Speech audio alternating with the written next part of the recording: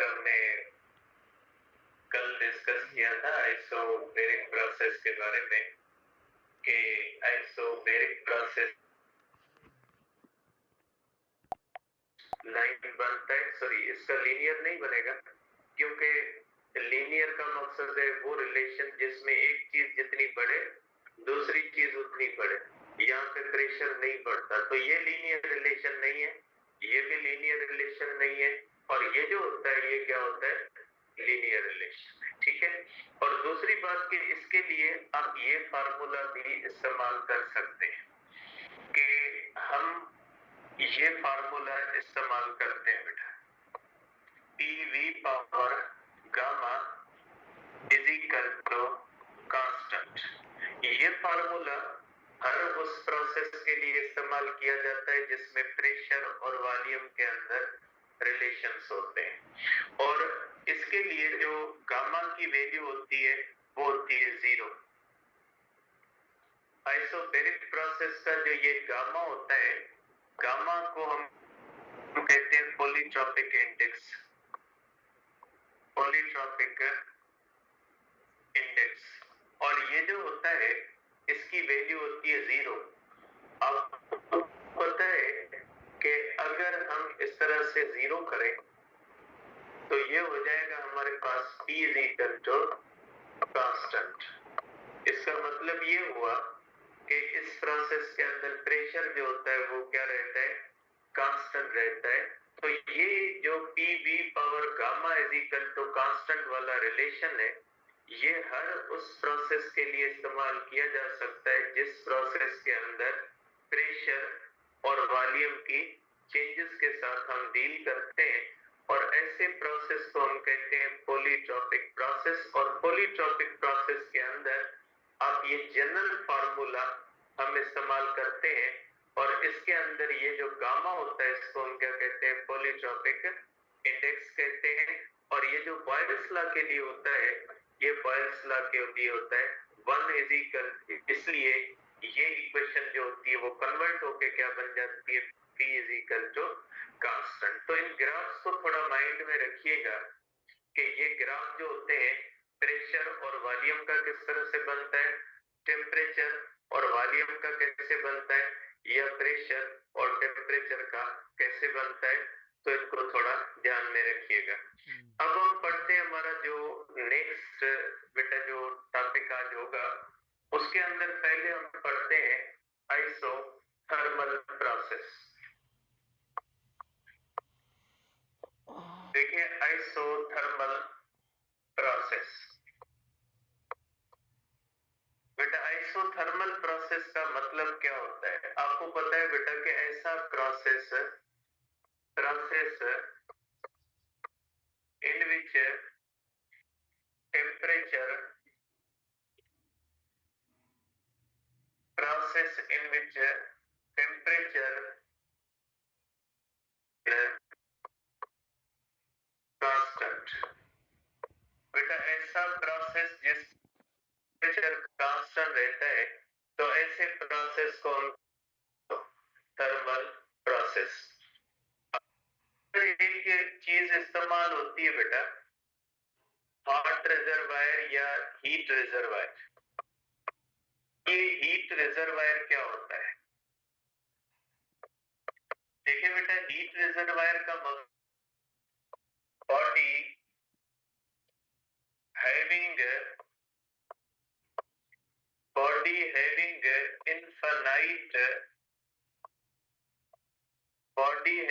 infinite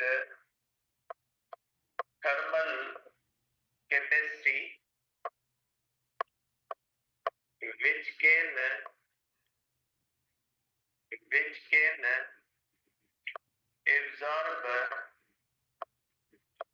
or release heat at constant temperature।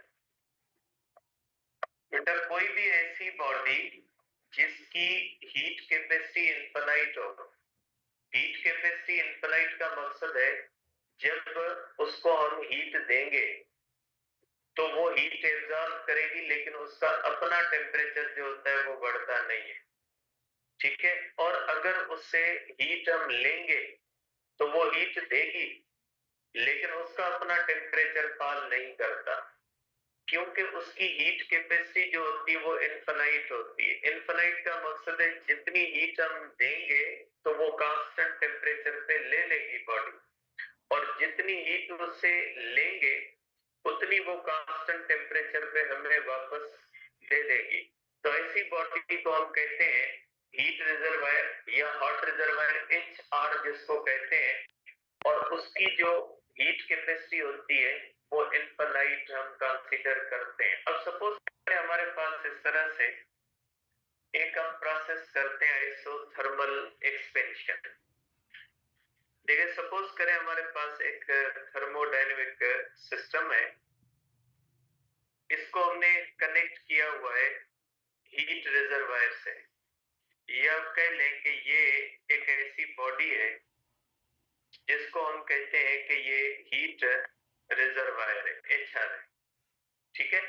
अब अगर हम इसको इस तरह से कहते हैं कि इसका प्रेशर P1 है, V1 है और टेम्परेचर T1 है, ये हमारे पास एक थर्मोडायनेमिक सिस्टम है जिसका प्रेशर P1 है, वॉल्यूम V1 है और टेम्परेचर T1 है।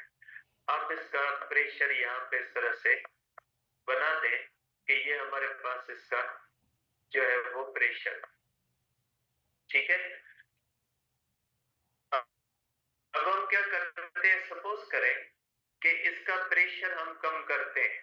अगर प्रेशर कम करेंगे तो ये गैस जो होगी वो एक्सपेंड करेगी, और एक्सपेंड होने से इसका अंदर टेम्परेचर क्या हो जाएगा, फॉल करेगा।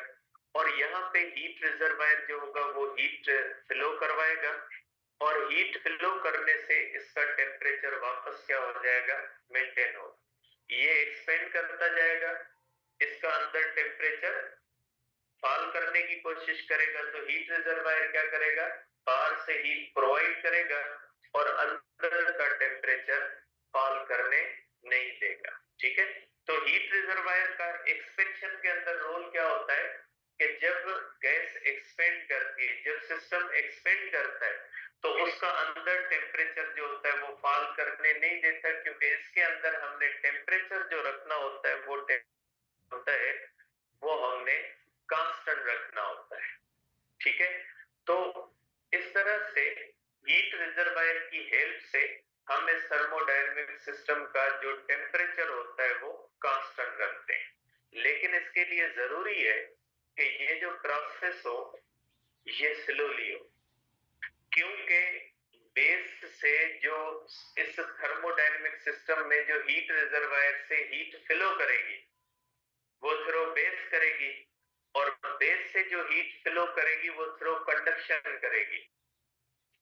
और आपको पता है जो कंडक्शन होती है वो slowest mode of heat transfer होता है, और कंडक्शन के थ्रू जो हीट होती है ट्रांसफर वो स्लोली हीट ट्रांसफर होती है। इसलिए ये प्रोसेस जो होता है वो वेरी स्लोली करना है, ताकि स्लोली गैस एक्सपेंड करे, और टेम्परेचर अगर फॉल करने की भी कोशिश करे तो भी हीट रिजर्वायर उसको कंटिन्यूअसली मेंटेन करता है।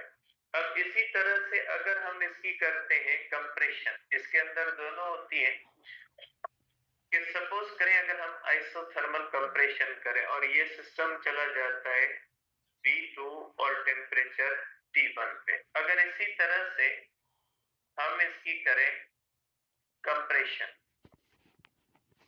अगर हम इस तरह से कंप्रेशन करते हैं तो हम इसको एक ऐसी बॉडी पे रखते हैं जिसको हम कोल्ड रिजर्वायर कहते हैं। जब ये हॉट रिजर्वायर हीट देता है तो HR बनता है, जब ये हीट लेता है तो क्या बनता है, CR बनता है, ठीक है, कोल्ड रिजर्वायर बनता है। क्योंकि जब ये हीट देता है तो ये टेम्परेचर को मेंटेन करता है, ये दे रहा है, इसका अपना टेम्परेचर फॉल नहीं करता।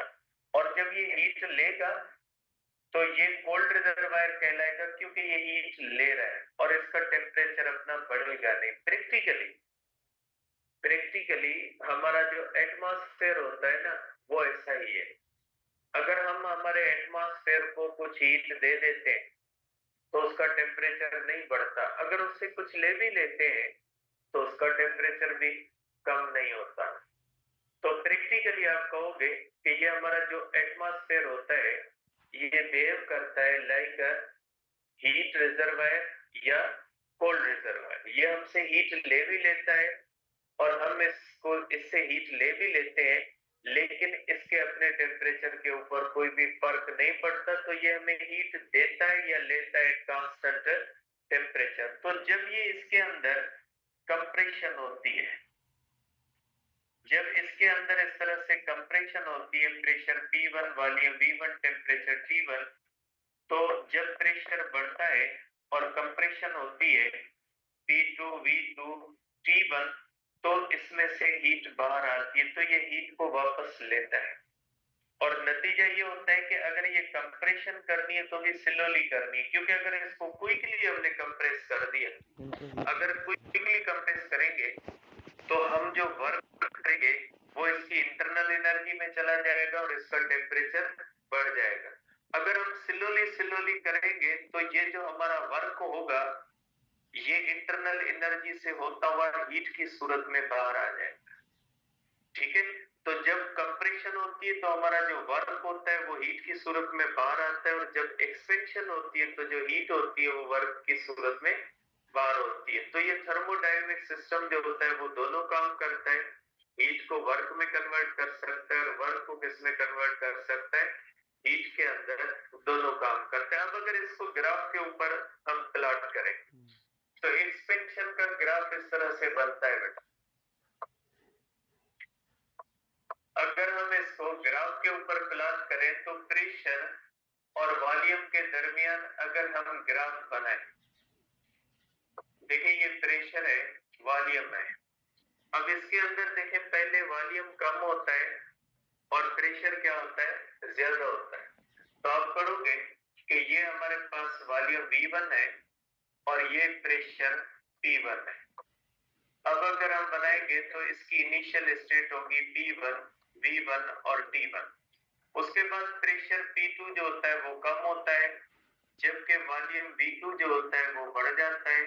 इसलिए इसकी जो सेकंड पोजीशन होगी वो P2 V2 T1 होगी। तो इसका ग्राफ जो बनेगा वो इस तरह से बनेगा, इसका एरो नीचे की तरफ बनेगा। और ये ग्राफ जो होता है ये पैराबोलिक और हाइपरबोलिक कर्व आप कहते हैं इसको। ये जो इस तरह का ग्राफ होता है ये पैराबोलिक या हाइपरबोलिक कर्व कहलाता है। ये कर्व्ड ग्राफ है, लाइक अ बॉयल्स लॉ। क्योंकि आपको पता है कि इसके अंदर बॉयल्स लॉ जो होता है वो वैलिड होता है, क्योंकि प्रेशर और वॉल्यूम का रिलेशन होता है यहाँ पे एट कांस्टेंट टेम्परेचर।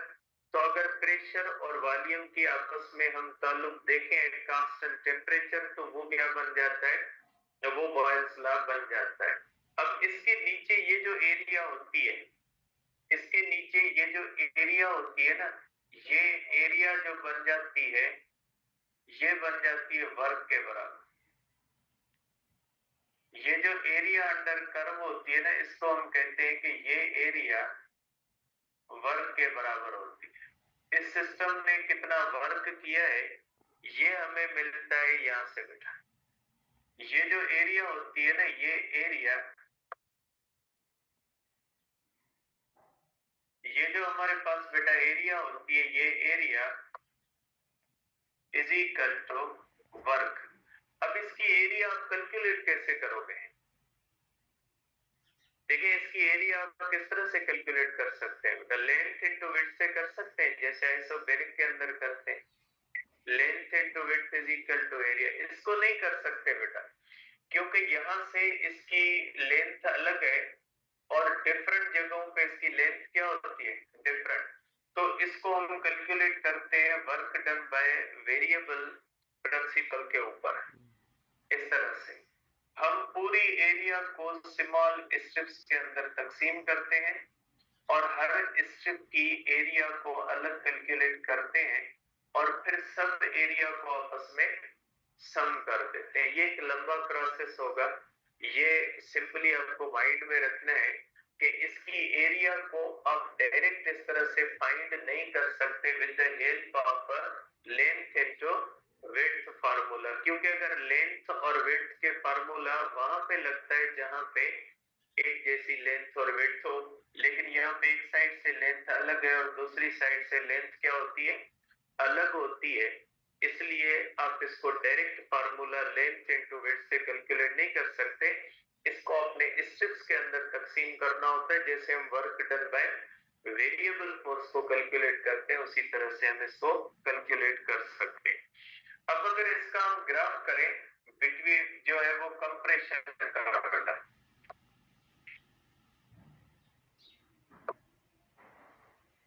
अगर कंप्रेशन का ग्राफ हम करेंगे बेटा तो इसका ये बनता है, प्रेशर और वॉल्यूम का जो ग्राफ बनता है वो इस तरह से बनता है। ग्राफ वैसे ही कर्व्ड लाइन बनेगा, लेकिन एरो जो होगा वो ऊपर की तरफ होगा। ये ए है और ये बी है, और यहाँ पे ये ए है और ये पॉइंट कौन सी हो जाएगी, बी हो जाएगी। और इसके अंदर भी ये एरिया जो होगी वो किसके बराबर हो जाएगी, वर्क के। अब अगर इसके अंदर फर्स्ट लॉ ऑफ थर्मोडायनेमिक्स लगाते हैं, according to first law of thermodynamics, अगर फर्स्ट लॉ ऑफ थर्मोडायनेमिक्स को डिस्कस करते हैं यहाँ पे कि फर्स्ट लॉ ऑफ थर्मोडायनेमिक्स इस सिस्टम के लिए क्या कहता है। देखिए बेटा, फर्स्ट लॉ ऑफ थर्मोडायनेमिक्स कहता है कि आप किसी भी थर्मोडायनेमिक सिस्टम को जब हीट दोगे तो वो दो कामों में चली जाएगी, ठीक है। अब यहाँ पे टेम्परेचर कांस्टेंट रहता है, therefore change in internal energy क्या होती है, चेंज इन इंटरनल एनर्जी जो होती है वो जीरो होती है। इसलिए टोटल जो हीट होती है वो किसमें चली जाती है, वर्क के अंदर चली जाती है। ये आपको फर्स्ट लॉ ऑफ थर्मोडायनेमिक्स कहता है कि अगर कोई आप ऐसा प्रोसेस करोगे जिसके अंदर टेम्परेचर कांस्टेंट रखोगे और अगर आइसोथर्मली गैस को एक्सपेंड करोगे या आइसोथर्मली गैस को कंप्रेस करोगे तो जितनी भी आपके पास गिवन हीट होगी वो टोटल जो होगी वो किसमें कन्वर्ट हो जाएगी, वो वर्क में कन्वर्ट हो जाएगी। मीन इसमें कोई भी हिस्सा जो होगा वो इंटरनल एनर्जी की चेंज के अंदर नहीं जाएगा, होल गिवन हीट जो होगी वो वर्क के अंदर कन्वर्ट हो जाएगी। अब यही ड्रॉबैक भी कहा जाता है, इसी को हम फर्स्ट लॉ ऑफ थर्मोडायनेमिक्स का ड्रॉबैक कहते हैं। इसी के ऊपर सेकंड लॉ ऑफ थर्मोडायनेमिक्स को एतराज है कि फर्स्ट लॉ ऑफ थर्मोडायनेमिक्स जो ये कंडीशन बताता है ये प्रैक्टिकली पॉसिबल नहीं है, प्रैक्टिकली ऐसा नहीं हो सकता, प्रैक्टिकली ऐसा होना इम्पॉसिबल है कि आप ये कहें कि इसके अंदर जो है वो टोटल हीट जो होती है वो वर्क के अंदर कन्वर्ट होती है। अब अगर इसके ऊपर आप ये प्रोसेस इस्तेमाल करें बेटा, ये भी पॉलीट्रॉपिक प्रोसेस है, अगर इसके ऊपर आप ये फार्मूला इस्तेमाल करें PV power gamma is equal to constant, तो इसका जो बेटा गामा होता है ये 1 होता है। इसके लिए हम जो गामा लेते हैं वो 1 लेते हैं, और अगर आप पीवी पावर 1 करोगे तो ये आपके पास हो जाएगा PV power 1 is equal to constant होगा, तो आप कह सकते हैं PV is equal to constant. इस तरह से आप इसके अंदर लगा सकते हैं। इसके अंदर वर्क का फार्मूला जो होता है बेटा वो पी डेल्टा वी नहीं लगता। इसके अंदर वर्क को कैलकुलेट करने के लिए आप ये नहीं कर सकते कि delta Q is equal to P delta V, क्योंकि पी डेल्टा वी जो वर्क का फार्मूला है वो सिर्फ और सिर्फ किसके लिए होता है, आइसोबैरिक के लिए होता है। इसके भी कुछ ग्राफ आप देख लें कि इसके ग्राफ जो होते हैं वो किस तरह से होते हैं।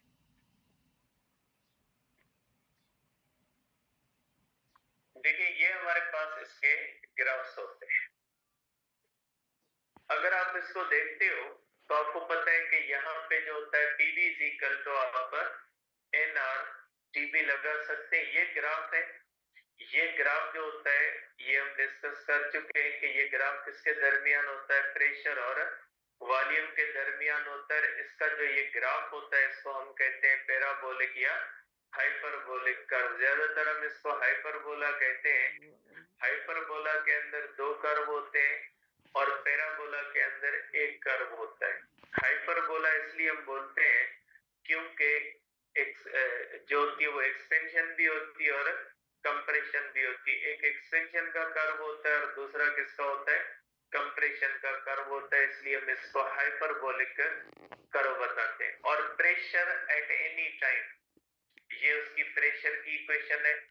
टेम्परेचर किसी भी जगह पे टी कांस्टेंट रहता है, टी नॉट रहता है, और प्रेशर जो होता है वो मल्टी वैल्यूड होता है, क्योंकि इसके अंदर प्रेशर जो होता है वो डिफरेंट जगहों पे डिफरेंट होता है। प्रेशर की वैल्यू चेंज होती रहती है एक्सपेंशन के अंदर या कंप्रेशन के अंदर। अब अगर आप टेम्परेचर के दरमियान और वॉल्यूम के दरमियान आप ग्राफ बनाओगे तो ये स्ट्रेट लाइन बनेगा, क्योंकि आपको पता है इसके अंदर वॉल्यूम बढ़ता भी है और कम भी होता है, लेकिन टेम्परेचर हमेशा कांस्टेंट रहता है। अगर यहाँ पे आप टेम्परेचर और प्रेशर के दरमियान रिलेशन बनाए तो आपको पता है कि प्रेशर तो कम ज्यादा होता है, लेकिन टेम्परेचर जो होता है वो हमेशा कांस्टेंट रहता है, इसलिए इसकी भी इसी तरह से स्ट्रेट लाइन बनेगी। इसके अंदर वर्क आप कैसे फाइंड करोगे, तो ये वर्क के फार्मूले में अगर आप वर्क जो होता है ये होता है 2 पॉइंट, ये बेटा एक्सपोनेंशियल फंक्शन है, उसकी वैल्यू है।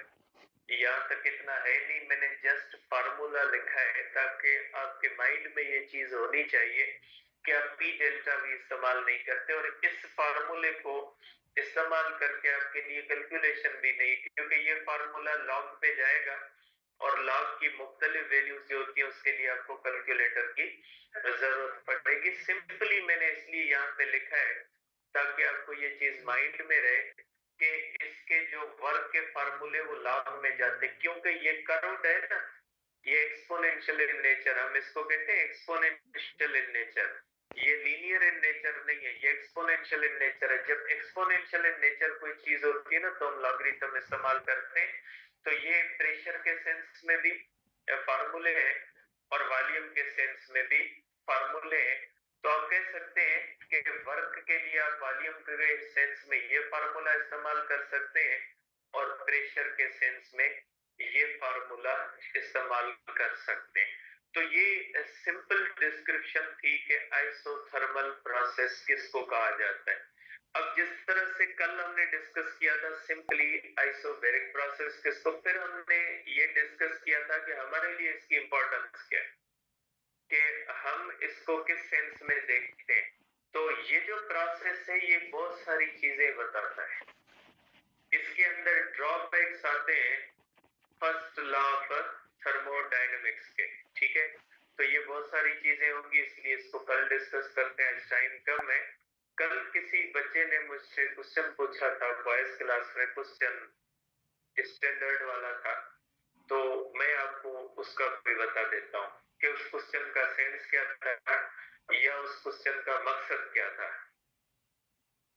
देखिए कल हमने पढ़ा था एक टॉपिक जिसके अंदर हमने ये पढ़ा था कि अगर कोई थर्मोडायनेमिक सिस्टम होता है और उसकी चेंज इन वॉल्यूम जीरो होती है, सपोज करें ये इस तरह से, थोड़ा ध्यान से समझिएगा बेटा, क्वेश्चन अच्छा था और एक उसके अंदर एक लॉजिक भी था, तो इसलिए ये इसको ध्यान में रखिएगा। सपोज करें ये एक थर्मोडायनेमिक सिस्टम है, इसके अंदर हमने ये तो पढ़ा है कि अगर इसको हम हीट दें और इसके अंदर चेंज इन वॉल्यूम जीरो हो तो वर्क जीरो होगा, ठीक है। ये आप समझते हैं, क्योंकि वर्क किस पे डिपेंड करता है, चेंज इन वॉल्यूम पे डिपेंड करता है, ठीक है। ये सिंगल प्रोसेस है, एक ही प्रोसेस है, एक सिलेंडर लिया, पिस्टन लिया, सिलेंडर है, उसको हीट दी। लेकिन अगर हम करते हैं अगर हम साइक्लिक प्रोसेस करते हैं बेटा, अगर हम कोई भी साइक्लिक प्रोसेस करते हैं, साइक्लिक प्रोसेस सिंगल प्रोसेस नहीं होता, साइक्लिक प्रोसेस के अंदर कोई चीज मुख्तलिफ मरहलों से गुजरती है। जैसे आपने पढ़ा है कि ये जो कार्नोट इंजन होता है इसके अंदर भी साइक्लिक प्रोसेस होता है, पहले आइसोथर्मल एक्सपेंशन होती है, एडियाबैटिक एक्सपेंशन होती है, आइसोथर्मल कंप्रेशन होती है, एडियाबैटिक कंप्रेशन होती है, एक 4 जगहों से गुजर के ये वापस पहुंचता है, ठीक है। तो इसके अंदर साइक्लिक प्रोसेस के अंदर भी P1 V1 T1 is equal to final, ये बराबर होते हैं। और जब इनिशियल वॉल्यूम और फाइनल वॉल्यूम सेम होता है तो चेंज इन वॉल्यूम जीरो होती है, लेकिन इसमें वर्क नहीं होता, ये भी वर्क जीरो नहीं होता, ये हमने कल डिस्कस किया था। साइक्लिक प्रोसेस के अंदर भी इनिशियल और फाइनल देखें तो चेंज इन वॉल्यूम क्या होती है, जीरो। मतलब ये कि अगर चेंज इन वॉल्यूम जीरो है तो वर्क जीरो है, चेंज इन वॉल्यूम जीरो है तो वर्क जीरो नहीं। साइक्लिक प्रोसेस के अंदर इनिशियल और फाइनल बराबर होते हैं, चेंज जीरो होती है तो वर्क जीरो नहीं होता। अब बच्चे ने ये क्वेश्चन पूछा कि अगर चेंज इन वॉल्यूम जीरो है तो वर्क हो भी सकता है, नहीं भी हो सकता, तो क्या कोई ऐसी कंडीशन होती है कि जिसमें चेंज इन वॉल्यूम तो हो लेकिन वर्क जीरो, ठीक है। ये जो होता है ये होता है हमारे पास फ्री एक्सपेंशन के अंदर, कि जब कोई भी गैस जो होती है वो फ्रीली एक्सपेंड करती है। फ्रीली एक्सपेंशन का मकसद होता है कि जब आप किसी भी गैस को आप ले जाएं ऊपर स्पेस के अंदर और उसको सिलेंडर है उसको स्पेस के अंदर ले जाएं और उसको खोल दें वहां पे, तो गैस क्या हो जाएगी, वो गैस जो होगी वो एक्सपेंड तो करेगी, लेकिन वो गैस के ऊपर कोई एक्सटर्नल प्रेशर नहीं होगा, उसके अंदर प्रेशर का जो होता है वो जीरो होता है। तो अगर प्रेशर जीरो होगा ना और डेल्टा वी तो होगा, चेंज इन वॉल्यूम तो होगी, लेकिन एक्सटर्नल प्रेशर अगर जीरो होगा तो P डेल्टा V के फार्मूले से P जीरो होगा तो वर्क क्या होगा, जीरो। और ये जो फार्मूला है इसके हिसाब से भी क्या होगा, इसके हिसाब से भी वर्क क्या होगा, क्योंकि P तो है ही नहीं तो वर्क क्या हो जाएगा, जीरो होगा। तो ये डिफरेंट कंडीशंस होती है, इसको माइंड में रखिए।